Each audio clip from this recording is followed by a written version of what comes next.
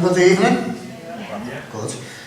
When we had that heat wave a couple of weeks ago, I was sunbathing in my garden with my top off, and my 8-year-old boy asked me when he was going to get boobs. Like, you little twat. Go to your room. My girlfriend now doesn't call me Liam anymore, she just calls me Chippy Tits, which is not very good for your self-esteem.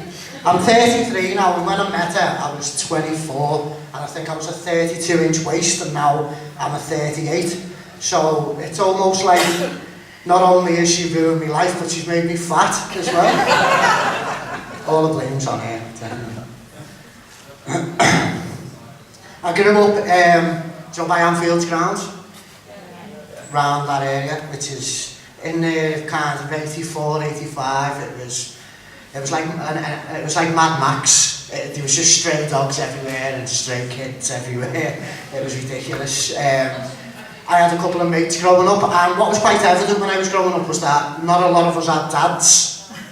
It would just seem to be a lot of single mothers and a lot of children. I was in a kind of a no dad gang, which was like the saddest gang ever. We were really rubbish at DIY. Very low self-esteem. And I don't know if you remember, but in the late 80s, they used to have this operation for children with massive fucking ears, right? And what they used to do was, to prevent the child being bullied, they wouldn't teach the child to love himself or accept, you know, his massive ears. What they do is just fucking staple them to the side of the kid's head, right? And we had this kid who moved in to our street, and I knew him from juniors, and he had massive ears, like they were so big, they were ridiculous. And he just kind of went missing for a couple of days, and he come back and he didn't have sticky out ears anymore. So I was like, you had your ears done? And he said, no. Are you sure you haven't had your ears done? And he said, I might have slept on them funny. But we started, he come out on the first day he moved in with 2 quick shave bags full of pogs. I don't know if you remember pogs, they were the most ridiculous things ever, but they were like gold dust, they were amazing when I was a child. So as soon as he come out, we were like, yeah, you're in our gang, you know. And when I was growing up, like I said before, you know, there was no male role figures in my life, so I was always very jealous of people who had fathers or stepfathers or even like close granddads. And this kid, he joined our gang and he started doing, you know, playing out with us, playing football in the street. And then one night we had this sleepover at my friend's house, and we woke up in the middle of the night and he was crying. He was like uncontrollably sobbing. So I was like, are you okay? And he said, look, if I tell you something, will you promise not to say anything? So I was like, yeah, okay. And he said, when my mum goes to work every night, my dad touches me. And I was like, oh my God, you've got a fucking dad. You undercover daddy hugger. You've infiltrated our no dad gang. How dare you? I've had to, because of the weight gain, I've had to start shopping in Primark. I've got any Primark fans in? Yeah. Okay. I hate that shop. I don't know if you've been to the one in Liverpool, but going from the main entrance down to menswear, which is just one flight, one escalator, down, I got like 9 electric shocks. It was like the building itself was trying to get rid of me. And every piece of like clothing you pick up, you can hear the distant echoes of like child slave labour. Now to be honest, I'm not asked about that. If I can get a pair of jeans for 12 quid, I'm happy. Do you know what I mean? And what I do rather than losing weight, I just buy jeans now in sizes going up. Because who wants to join a gym, really? You know, so I always see the kind of same, like 2 women, stereotypical women, and I've been to a few different Primarks here, there and everywhere. And there's one that I like to call Kelly Bogeye. Okay. She's got black see-through leggings, she's got those old boots that kind of go in that way. She's always with a sister who I like to call Jackie One Tracky. She's got a faint kind of smell of alcohol and cheap perfume, and you don't want to get too close because you get a whiff of disco minge. It's bad, it's bad. We had a Jackie when I was growing up in Anfield, and I must have been about 11, and she was maybe 13. And she would do, she'd do sexual favours in return for cigarettes. Right. I was too young to be looking at me like that. I weren't involved. It was the older kids. And she had like a rule, like a pricing list. So for 1 cigarette, she'd show you one of the boobs, right? 2 cigarettes, she'd show you hairy bum bag. 3 cigarettes, she'd take you down the entry, sit you on a bin bag and wank you stupid. That was her price list.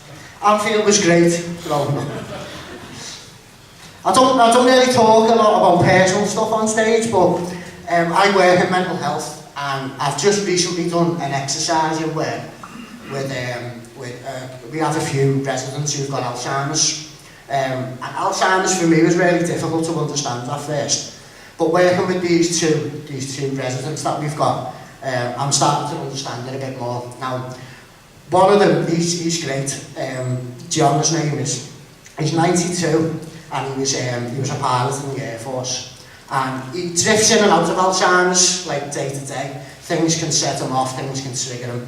And so we did this exercise anyway. And what it was we had to remember 2 significant points in their lives that brought them happiness. So I was talking to this other guy, Eddie, and he said that the happiest day of his life was when he was accepted into the army. I said, fantastic, well done, Eddie. So we moved on to Stan. And Stan said his 2 happiest moments in his life. The first one was V-Day, which was very understandable. And the second one was when we dropped the bomb on Hiroshima. I was like, seriously? Yeah, okay. So we just get that a lot, you know.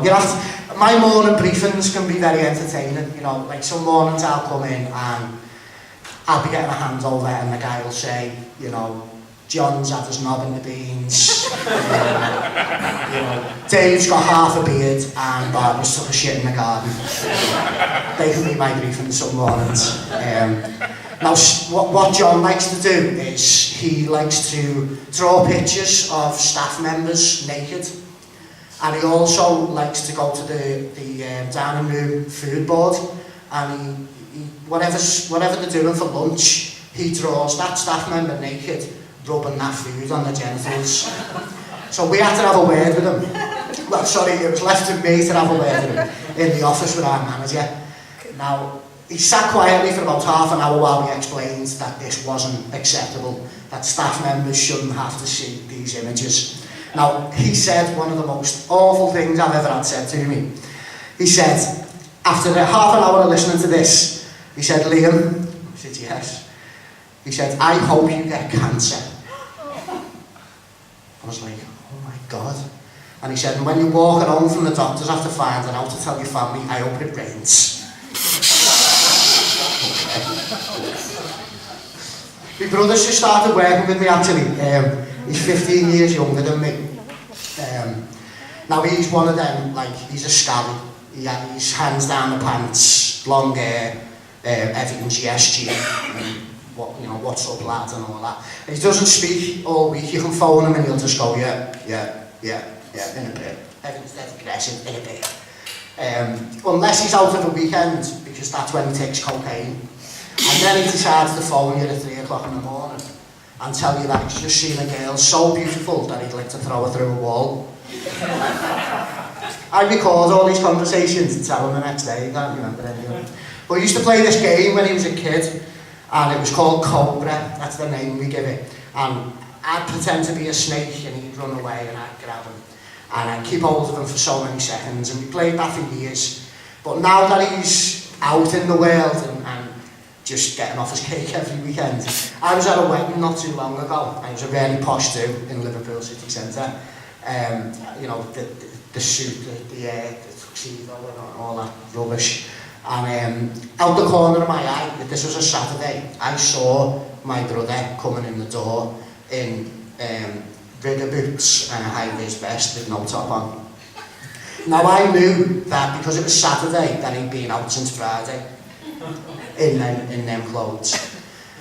So I kind of tried to ignore him, and then I heard him from the other side of the room shout, "Cobra!" And he gets down on his knees. Now I'm standing there, I'm best man at this wedding, and I'm drinking out of a flute, Prosecco. I'm trying to act like posh, and I'm going to him like this. So he just stands up, grabs a flute of Prosecco, downs it, grabs another one, downs that, and then shouts all over the wedding, "You better put me on airplane mode because I'm fucking flying." And walks out the window. Listen, thanks very much. Thanks for giving me some time on stage. I appreciate that a lot, so you're welcome.